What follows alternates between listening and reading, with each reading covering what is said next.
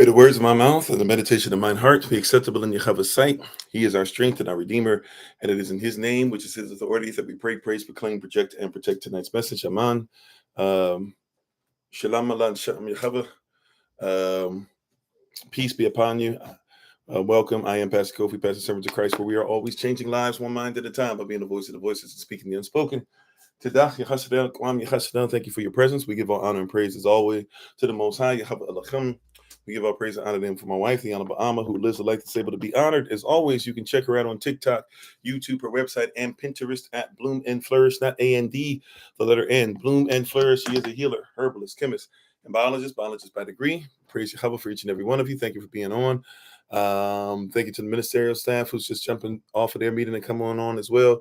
Sister LaCrystal, just to let you know, I apologize. I got your text. I will try to make sure that I get back to you ASAP. I just realized that I saw your name pop up that I did not respond. So that information that you asked for shall be sent to the ASAP. All righty. Thank you, everybody. We appreciate love you. We appreciate you. We lift you up in value.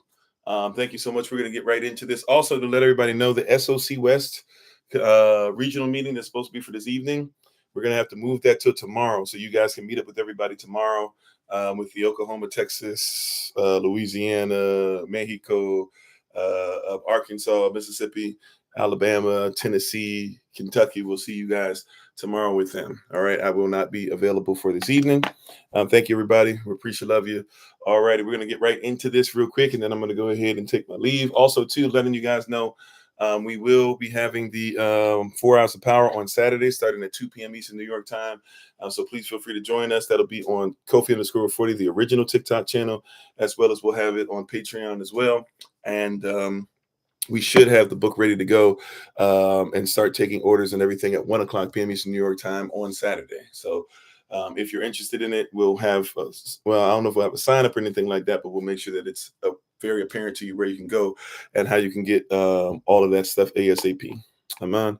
All righty. Thank you so much. Do I read those messages? I guess you said I'm going to do I read the chat? I try to as much as possible. Thank you for being on. So let's say hello to everybody real quick. We'll get ready to do our Bible pledge. We'll go right into everything. Shalom, peace. How's everybody doing? How you doing, Cole? How you doing? I am Don. How you doing, Minister Stephen? How you doing, Brother TJ? How you doing? Is it Lakeisha, Jose, LaCrystal, Sister Knight, Sister Carla, Miss Q? I'm speaking too fast. Okay, sorry. I'm speaking too fast for you. Hopefully you'll be able to catch some of what I say. If not, or if it doesn't slow down enough for you, thank you for stopping by the time that you did. How you doing, Big Brother Thomas? How are you doing? Lottie Di and everybody on any platform. If I miss your name, charges to my head, not to my heart. Thank you so much for being on with us. We will be quick tonight and somewhat brief in comparison to what we normally would, but prayerfully the point of today's message will get by or get to you. If you would like to, just if you're able to stand to reverence the word of Yahweh in any kind of way, we thank you for doing so. And we'll get ready to do our Bible pledge, and then we'll get into tonight's message. You can just repeat after me. This is my Bible. This is my sword. And this will I trust. For Yahweh is Lord. No sword of God shall ever be heard. For this is my Bible. And this is Yah's word. Atzam Yahweh. Aman, which is in Yahweh's name, his authority. Amen. Thank you, Sister Dawn, for being on. Everybody, you may be seated to go back to what you're doing in the presence of the Most High. Yeah. All right. So tonight we're going to talk about decolonizing chocolate. And it's going to take on more than one kind of thing, but just roll with me. Decolonizing chocolate. Now, myself, having Ghanaian blood and stuff like that in me, and being aware of some things, and maybe some of you might be. We're going to talk a little bit about our story and even how his story backs up what we're talking about. We're going to talk about something important and how we can use this mindset to realize what needs to be done in our diaspora, nation building, etc. How you doing, Sister Beck? All right. And as a reminder, once again, we will not have our SOC West meeting tonight. We're going to have you guys meet up with everybody else tomorrow for the Zoom meeting. Amen. How you doing, Sister Chantel? All right. So when we speak on decolonizing chocolate, somebody might not even realize how big a deal that is or what that means and how we can use it to see how the colonized mind, right, continues to happen, has happened before prior, and it's something that we can look at to see where we are in everyday life, right? The details for the Zoom, but once again, you won't have to worry about the Zoom for this evening. because there will not be a Zoom for this evening. But if you happen to be in the states that are mentioned for tomorrow, if we are able to get your email, or if you're able to reach out to us, you can do so by simply going to our link tree. If you're on TikTok, if you're on YouTube, it's already in the description.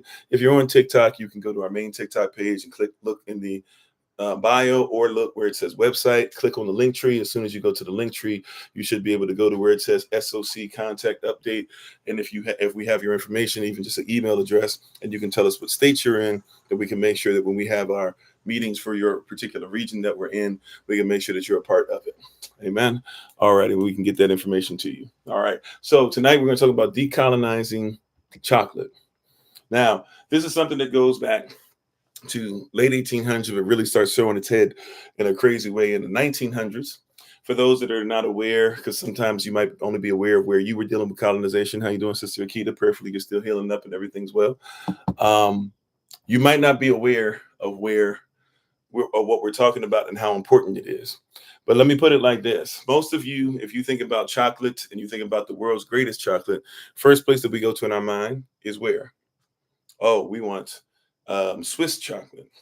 We like German chocolate. European chocolate is great. Right? How you doing, Sister Deborah? These are some of the things that we are aware of, right? And we think about. How you doing, Sister Monica? We think about the Europe, these things having to be there, not realizing how big a deal chocolate and money made off of chocolate was, right? Not even realizing how much, unfortunately, whether you want to talk about it or not, racism and things like that are even linked into something that we might think is as benign as chocolate in the grand scheme of things. How you doing, Key? Shalom to you. How you doing, Minister Sherilyn? Right.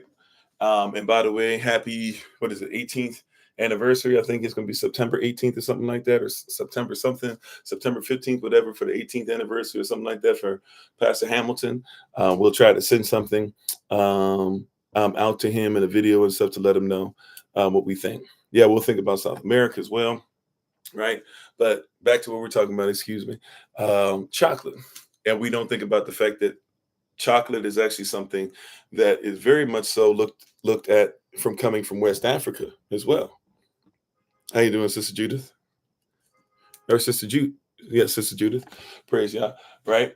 And decolonizing chocolate is something that's important, because what's really we're saying is that we need to actually realize that we have resources within ourselves, and we don't have to go to somebody else. We can stay within our own diaspora.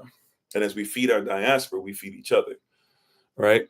So when we talk about decolonizing chocolate, it's like anything else, decolonizing hair. Our hair is all right. Decolonizing hips, believe it or not, our hips are all right. Decolonizing pasta. Pasta actually made its way. Pasta actually starts in China, and actually it actually came in Africa, made its way up to China, and then what you think of as Italian, a part of Italian cuisine, is actually very much something that you have. So if you're looking for some of it, the best of it, the original form of it, you can just get it from yourself. Right. There's a lot of things. We talk about cars. We think European car, or it's got to be an American car. But what about Ghanaian cars? What about African cars in general? Right. There's a lot of different things that we can find in our place. You said there's a nice woman from Ghana that makes chocolate and sources it from Ghana, you believe? Yeah. Right. There's a lot of that there. So when we talk about decolonizing chocolate, it's bigger, because to decolonize chocolate says, hey, why don't we recognize that we can actually get things from within ourselves, as we talk about all the time, even in our canon, even in our measuring tool to rule well as Jehovah wants us to, even in our what persons call the Bible. You still see that there's an importance of building a nation and sowing into each other and growing each other, right? Just as we talk about all the time, hey, so-and-so is doing soap, so-and-so is doing food, so-and-so is doing clothing, so-and-so's doing business, so-and-so is providing, coaching, so-and-so's, et cetera. So we have all these different things within ourselves. Why do we have to go to somebody else all the time for something, when our first thought process should be, why should I not get it from within us? Why should I not support somebody here? Our first thought process should even be, why do I not have my own business where it's supported by my own people, because they support me as I support them. So when we talk about the thing of decolonizing chocolate, you have to go back basically to when there's a man named Kwame Nkrumah, Kwame, Kwame, last name, or what we would call one of his many last names, Nkrumah. which is spelled Nkrumah, Kwame Nkrumah. All right. And Mr. Nkrumah, right, our ancestor now, was extremely instrumental in the freeing of many nations. He's matter of fact, many persons will say he's more instrumental than some of the persons you may know. You may know about Lumumba, right? There are persons that say he's more instrumental than Nzinga. There are persons that would say he's more instrumental than Sankara. There are persons that would say he's more instrumental even in a lot of stuff that happened with us as a diaspora than even Minister Malcolm X or uh, Reverend Dr. Martin Luther King Jr., because by many, he's considered to kind of be a mix in between the two. He's considered to actually be Reverend Dr. Martin Luther King Jr. and Minister Malcolm Shabazz wrapped in one, and to have authority in his nation, meaning that you can almost look at him as a Garvey type, right? Living in the same time, even as Garvey, going to school, and at the same time that Garvey would have been putting messages out and believing in a unified Africa, a unified African American, even if you will, a unified diaspora, a unified Negro land of sorts, ran by ourselves. And him and others, right? I'll focus on him, but him and others made it a point to speak on different things, to talk to different nations, to say that we should all come together. How you doing, Erna? And to really, pick up the torch and run with it. And so many things we're doing today is because the torch was passed from Nkrumah and others. Sometimes maybe even through a generation between us, but he becomes a name for many that gets lost. The reason being is just like what happened with many of these African nations who got so-called freedom. How you doing, Thoughts, SJ? Thoughts with SJ, excuse me. Like what happened with many of them, as soon as their nation became free and they began to move in a place where it caused us to be able to start looking to ourselves and not have to look to any kind of oppressor, and we could become more than conquerors, realizing that everything that, or just about everything that everybody was getting that in those days, in the 1900s, late 1800s, and even in the 60s, when a lot of these African nations are starting to have some semblance of freedom. They're not really free still to this day, right? But they're starting to actually become free. They're starting to get out of apartheid, even if it's in name only, even if you're having a black person up who still has to fight against the colonizer, at least you have a black person in position. But what happened with a lot of them is that their names started to become mud because CIA, NATO, a lot of different countries are coming together and banding together. And even though they're not officially colonizing the country, they still are. And they start putting trade embargoes on certain things and making these persons look bad. How you doing, Sister Mignon? And so what happens, I'm sorry, one of the worst of our stories never taught, right? So what happens with Kwame Nkrumah is that he basically takes a territory that now is Ghana, was not known as Ghana. Remember, the original Ghana is actually further north than what Ghana is today. The original Ghana actually is what we would have called the same area as Mali, Timbuktu, in that area, right? So the original Ghana actually had more attachment and was closer to a Mansa Musa type state than the Ghana that we see today, although we have the opportunity to become that. But the original Ghana was actually a little further north and is more of a Mansa Musa type state at that time. Mansa Musa is in the same area as that, right? So we're talking about the original Ghana, what we looked up to when England finally can't keep, right, because you have to recognize all these places that they're like, oh yeah, these, United States of America finally recognized this territory. They shouldn't have this territory, and they let them free, or they helped this territory to become what they were, and they just let them go free. How you doing, Sister Gertrude? Or hey, France finally started letting go of these African nations and let go of Haiti and all this stuff because hey, that they let them go because they just had to. They realized they're wrong when the reality is the French were beaten in war by the Haitians, so-called Haitians, right? And when they're beaten, they have to let go of it. And then Napoleon has to let go of other land and sell it to the United States of America so he can keep on trying to fight and have money to try and take over Europe in hopes to come back. And then eventually, even though France loses Haiti, what we now call the Dominican Republic in Haiti, eventually he comes back. All right. Or I'm sorry, France comes back and forces them back into servitude.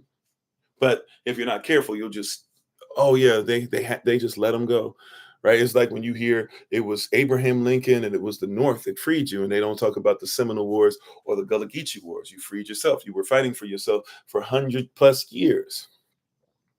But and even when it comes to Juneteenth, there is no Juneteenth without you. Even if you put on the uniform for the union, you had to put on that uniform, right? But these are things that they will keep away from us because they don't want you to recognize the power that you have and how this stuff always goes through you, right? And anybody who's enslaved, even if you want to go back to the times of the Visigoths, to the Germans, to the Scandinavians, to the Vikings, the persons they're enslaving ultimately are the persons that realize that they're better than that anyways. The Irish, right, were slaves and being traded. The Vikings were who you just hear who took over this and just mauled everybody, and they did that to certain cities, but they also were involved in the slave trade with the Irish, right? Some persons using the same type of mindset and marrying into the Vikings will come and down and start getting into North Africa. You don't hear about these things, right? But then when you get free, you free yourself from these things and you have no clue. So just as many times you had already freed yourself, and we have to decolonize. Once you become free, though, you have to start decolonizing the mindset. And today we're talking about decolonizing chocolate. Right now, we could talk about chocolate skin and all that. You take that what you will. That's kind of low hanging fruit. So I'll allow you to take that fruit as you see it. How you doing, Brother Jermaine? But we have to talk about decolonizing chocolate. Why is it important that we decolonize chocolate? Why is it important that we decolonize this stuff? That we look at this stuff for what it's supposed to be and get it back to what it was before we were oppressed and before we thought we had to go through everybody else and before it's got to be a European chocolate that actually is something that has to come through you. That's kind of like when they talk about Corinthian leather. How you gonna have Corinthian leather in Corinth and there's no crocodiles in Corinth? Where did crocodiles come from? Mainly, not from Corinth, right? So you have to take over somewhere else to get the leather or to get the crocodile. How you doing, Sister Bree? And then you have to drag that back to where you are. And then all you got to do is rebrand it or rename it and say, oh, these crocodiles are Corinthian. But there's not Corinthian crocodiles. There's African crocodiles. How you doing, Bruda? Right? So we have to recognize that we have stuff within ourselves. Just because somebody has renamed it, the word name meaning authorized, right? So just because somebody has tried to change the name and therefore try to change who is authorized over it does not mean that that's who it belongs to. Amen. All right. So decolonizing chocolate. Why is that? What goes with that story? Well, what happens is Kwame Nkrumah in the 1960s, right? If you ever get a chance to go to Ghana and go to his mausoleum, and you might have to pay a little extra, but they'll even let you in to this nice little spot. It's really small. A lot of persons never even been there, but it doesn't take much. You just got to know what you're looking for when you go there. If you ever get a chance to go to his mausoleum, they'll show you all these pictures and all these things that he owned and these different things from the 2 different marriages that he had and family, and they'll give you a lot of history that you'll never know. And when you go, you'll find that with Kwame Nkrumah, you will discover that he had that basically he's Malcolm X. Matter of fact, Malcolm X looked up to Kwame Nkrumah. He's Reverend Dr. Martin Luther King Jr. Reverend Dr. Martin Luther King Jr. looks up to Kwame Nkrumah. And Kwame Nkrumah begins to preach the message of liberty for our people. And they actually finally have the British on the ropes, and the British, who are losing money and therefore losing power, have to go ahead and give up Ghana at least in name, right? And they have to back off. Once again, his name is spelled Kwame, Kwame, last name Nkrumah, Nkrumah, Kwame Nkrumah. And when you go and look up, so the British have to release Ghana. Matter of fact, in that little room that I told you about that you can go to, you'll see a picture of him dancing with Queen Elizabeth, as she is basically, it's the last time that they're going to be involved in them trying to peaceably split up, right? So they start to realize, like many do, that once we finish with the imperial, the imperial still wants your material. And if you don't give them your material still, they put trade embargoes, they speak ill of you, they go into, this thing that you think is real, talking about this money is better than that money, and they made the CD, or they made our money go down in value. So, and still to this day, you can take $1 American dollar, that American dollar is worth $4.25 or 4.25 CD. So the CD is not as relevant as the dollar, so they say. Whoever says it, whoever gets to put that up, so they say, right? But what Kwame Nkrumah, just like Sankara tried to do and others, he says, hey, we don't need to go to them and ask them for our chocolate, because what that means is we have to send them our chocolate, lose money, and then pay them to get our chocolate back, right? If we have chocolate, why not just use the chocolate we have? Matter of fact, if we have palm oil, which was something that we have in abundance, he says, why would we get palm oil from them? The palm oil comes from our trees. They can't grow the palm oil. They have to get it from us. They've been taking it. Why don't we just go ahead and say, instead of spending the money, everybody get it through them, or sending it to them, or having them pay a fraction of the cost of what it actually should be to get the palm oil, why not just say anybody who wants the palm oil, skip the middleman and come to us? And by the way, that also means we can use palm oil as an exchange in our own country. It has value. It has more value than the money. When you realize that what you have has more value than the money, you'll start using it to make the money, right? So he says we don't need to go to the Europeans for that. We'll just do it ourselves. These are just one of a couple things, but these are two major things that we could have used as far as import export. However, like I said, what happens, this wasn't taken too kindly. And so what they did is they poisoned the mind of the youth. They did the same thing, by the way, over in Ethiopia. Ethiopia technically has never been colonized except in the mind. That's why Haile Selassie was kicked off the throne. He was kicked off the throne, ultimately was found and probably was off. They tried to even look for his family. Some of his family still exists, right? They can't find him, so they can't off them. So that bloodline still continues. But technically, they did the same thing with Selassie in Ethiopia, where Selassie, basically, they wanted him off the throne. They couldn't get rid of him. They couldn't get stuff. He was trying to do things better for his nation. He was trying to improve education, stuff like that. And so what do? They start getting to the mind of the youth. They started promoting Marxism, and they used Marxism to shift him off the throne. Well, Kwame Nkrumah is in a place where they start saying, see, look how bad this is. He doesn't want you guys to have the same money. Look at how the CD's value came down. Look at all these different things, when really they were putting embargoes, and they had come to an agreement in all of the West, and anything the West still controlled, including places even in Africa, like South Africa, right? And places that they were taking over again, even though supposedly they're supposed to be free. Places like not Central Africa. Where's Lumumba? Lumumba is the Republic of Congo, right? So they start to down what's there. How you doing, Brother Dwayne? And when they did this, they also said, we're going to make the value, because Ghana goes, well, we got chocolate. So they said, we're going to make the value of chocolate nothing if it comes out of Ghana. We'll still tell you that it's expensive. We'll still tell you that it has a lot of value as long as it's Swiss chocolate. It still has a lot of value as long as it's German chocolate, right? Matter of fact, we'll tell you it has a lot of value as long as it comes out of Pennsylvania, Hershey chocolate, right? But it's not valuable if it comes out of Africa, where all these persons had to start getting this chocolate that y'all love so much. They had to get it from you. So they knocked down the value.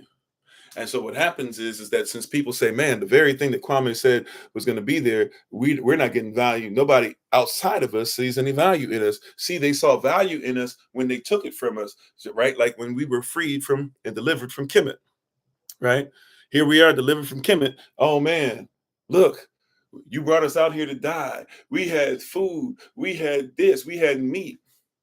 Always going against Moses, but before Moses, you weren't free, and you're going to have to learn how to be in the wilderness and realize that you can be within each other, to survive within each other, to be by yourselves. Amen. So look what's going on with minerals in Congo, right? You know, you're gonna have to learn, or blood diamonds or whatever, right? But we're gonna focus on this chocolate tonight, right? So look at what you can do within yourselves. And guess what? That means that you're going to have to be okay with Europe saying, we're not going to pay you that much. That's okay. It's going to be let it be a stalemate, or let's see who blinks first. Because we have all these African nations. Don't forget, you can take the United States of America, all of Europe, Russia, right?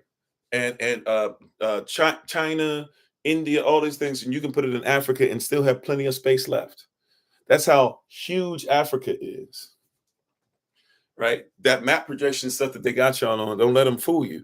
Right? It's so huge. So he's like, we can just do business within ourselves. We're bigger than them. We have more than them.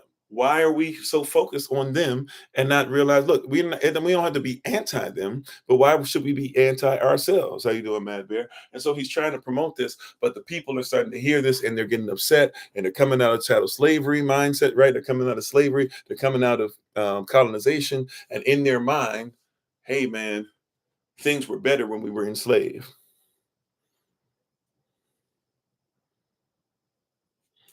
Right? In their mind, it was better when we were in Kemet. It was better when we were enslaved. It was better when we under a dynasty that wanted nothing to do with us. And matter of fact, that dynasty took the lives of our firstborn.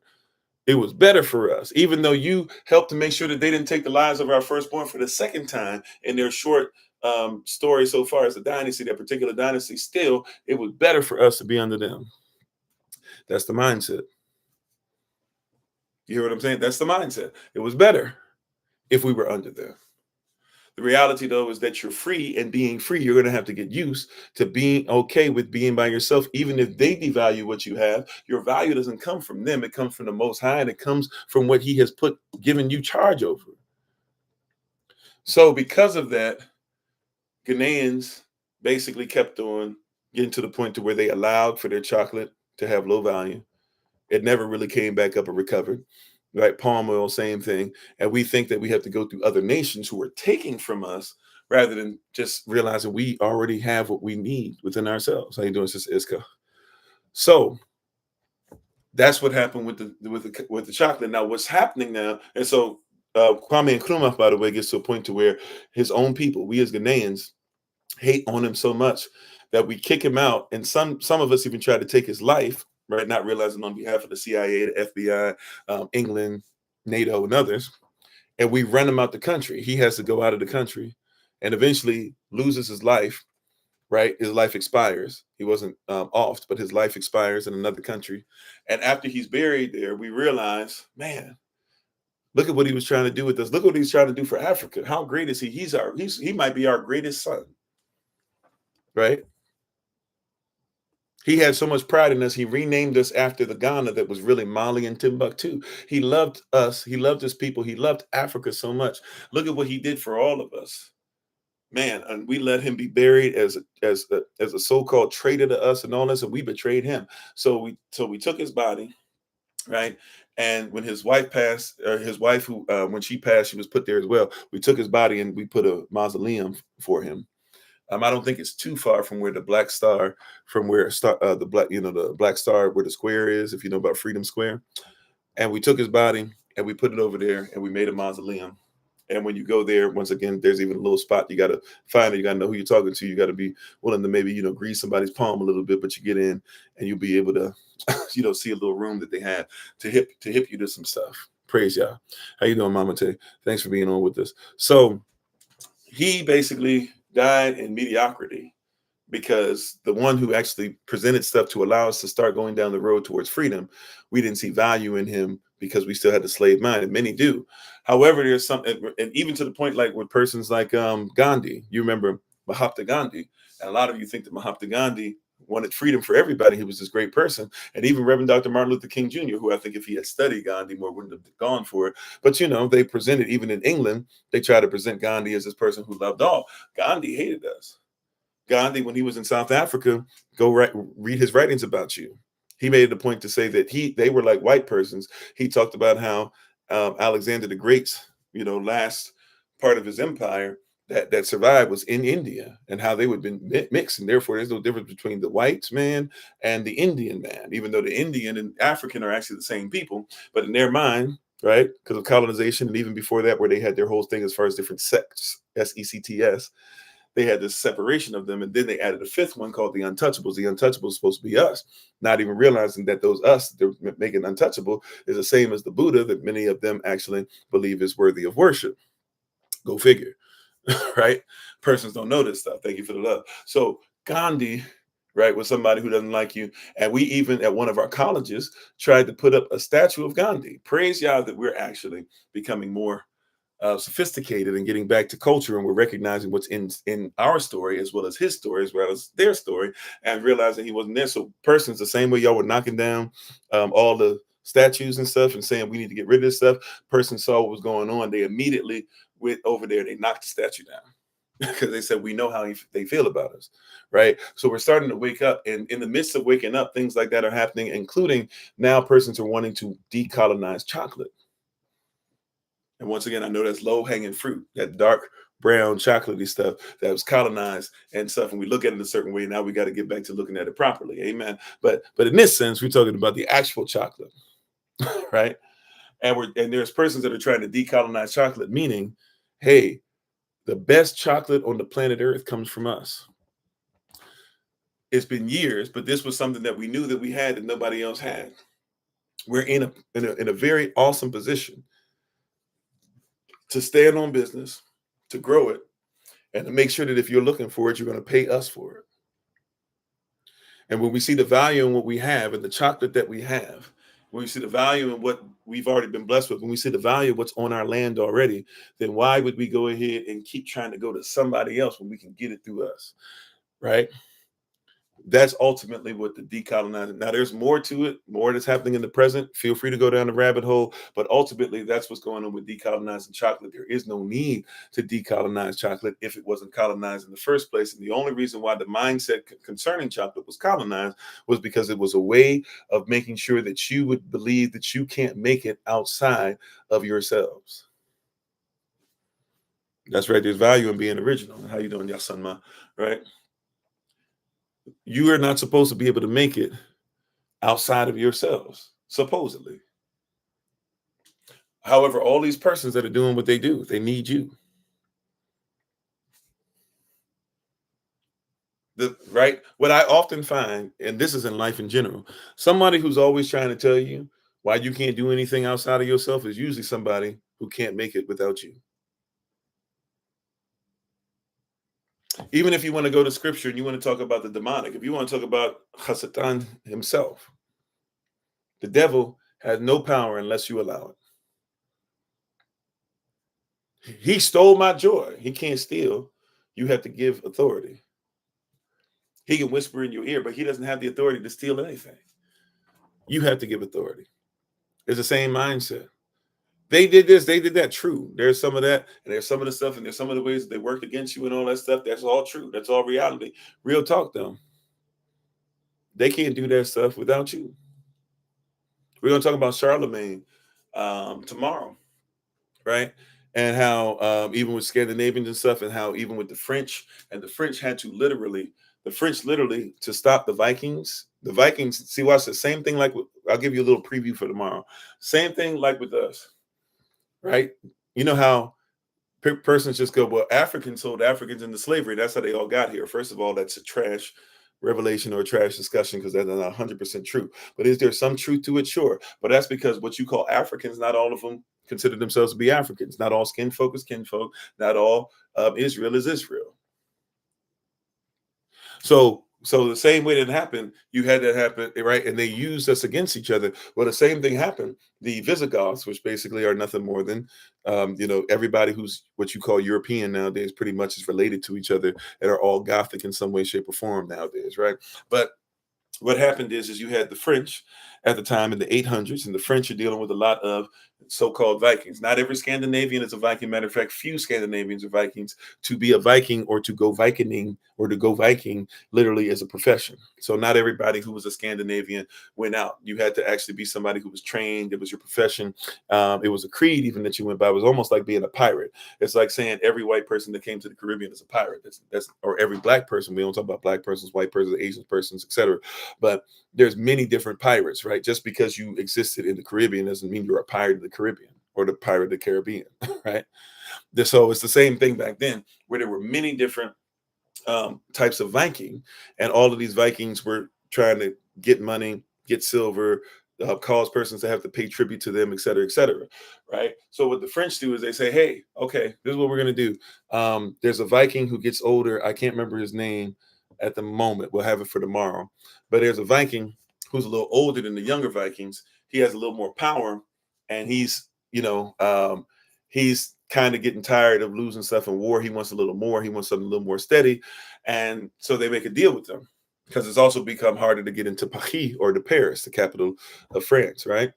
So what do? They say, okay,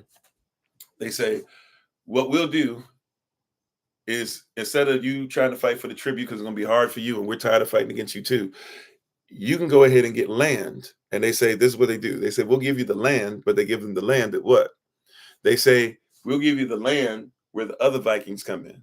So where the persons come in to try and rob us, we've already taken our people away from there. People are tired of living there. We can't really do nothing with that anyways because it's always a fight. But we'll give that to you guys. You guys can keep that land. You guys can fight for it, right? You all can do these things. But they say on one condition, though. Several conditions, really. But, one major one, you got to become a Christian, which means become what we say a Christian is. And by the way, if you do some research, there was a lot of paganism, right? In that Christianity, there's a lot of mixing of iron and clay. But they say, hey, don't be about Odin and all that, but be a Christian, do all these different things, right? Fight this fight for us and don't come against us. And as long as you follow these things, we'll make sure you have land. It's better than money, which is true. But you got to go through all that, and you're going to have to be the person to defend us, right? And you're going to have to basically assimilate. And although I can't remember his name right now, we'll have it for tomorrow, right? His name is something the Walker or something like that, because he was so big and so tall, apparently, he couldn't even be on a horse. He was a huge person. But whatever his name is, we'll have it for you tomorrow. He basically decided, okay, and even though he kept up pagan ways, he even took 200 or 300 slaves or 200 captors, persons that he had captive, that he had taken, and he actually even sacrificed them to Odin. Like they were still on some stuff. He even married a Christian woman, even though it was a Christian woman he had actually captured from France. And then, married her just to be able to say, see, look, I'm Christian. Meanwhile, I was doing all this stuff, but they left him alone because he was defending their stuff. All it took was, even in all that freedom they supposedly had, and the influence that they supposedly had, you would think that, oh, okay, they're going to change this. But guess what?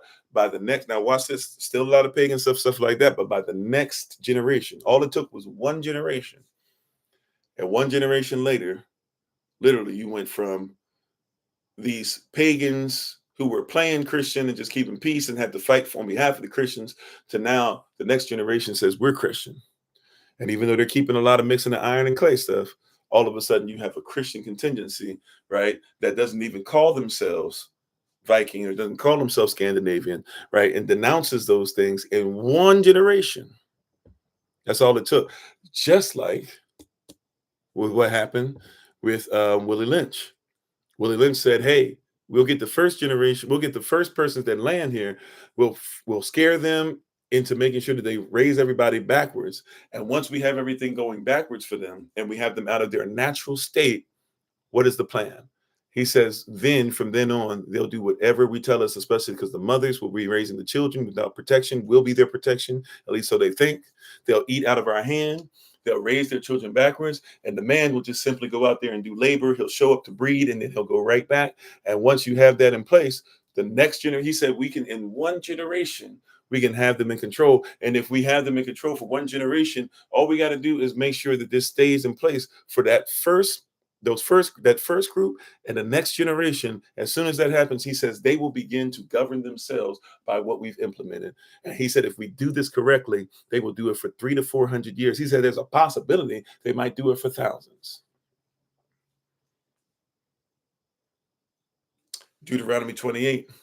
Read the curses. You'll see that it goes in line with all the stuff they're talking about. So there's a moment where we have to realize that even if you hear anything, or if you think about something as simple as decolonizing chocolate or decolonizing what the oppressor has put, you have to recognize it's the same game plan. However, they have no authority. How you doing, Takwa? How you doing, Maria? How you doing? I missed somebody else coming on. Russell.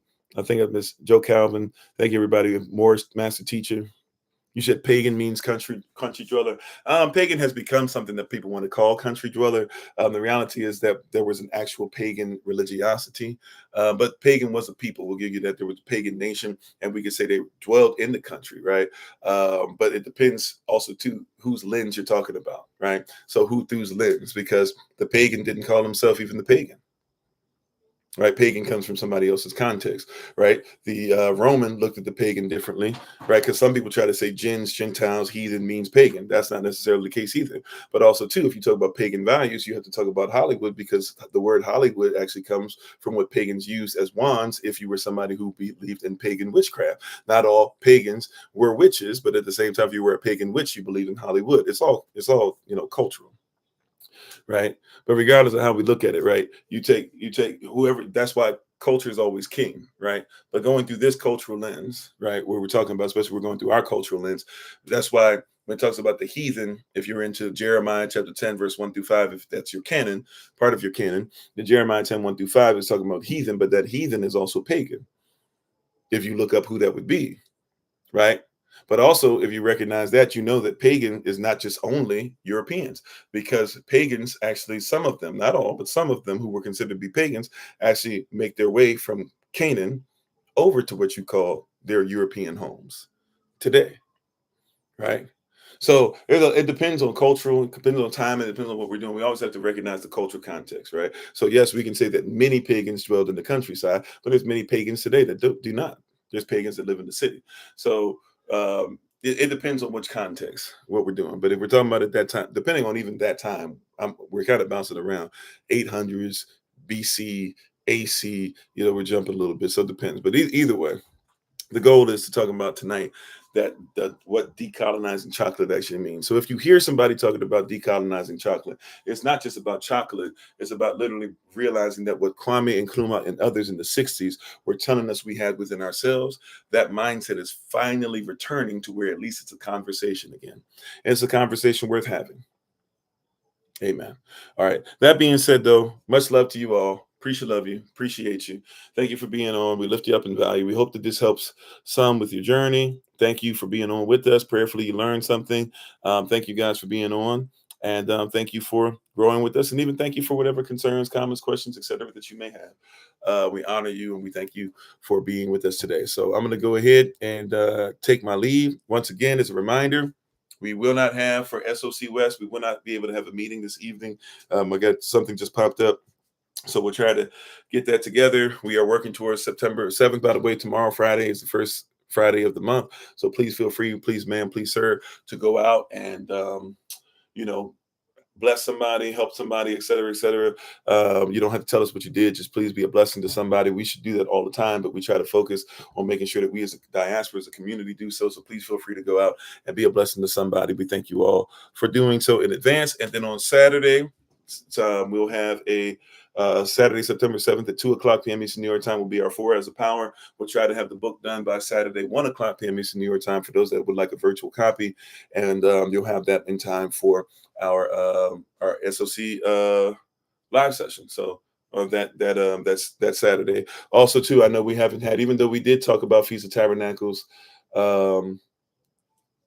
somewhat recently in different places, but we will try to see if we can squeeze in, since we will probably end up going without a meeting for at least 2 weeks, maybe even 3. So we'll try to see if we can squeeze 1 or 2 of them in during the week to make sure everybody's on track with what's going on virtually and physically. All right. Thank you all. Tada, Yachastam. Appreciate, love you. We will talk to you guys soon. We give our honor and praise to the Most High. We give our praise and honor to Him for my wife, the Honorable Amma. And as always, remember that you are loved, you're necessary, you're majestic, you're fearfully and wonderfully made, and you, which is all of us working together, will be the reason why people who are in this system no longer have to be of it. Shalom, peace to you, and we look forward to talking to you tomorrow. Take care.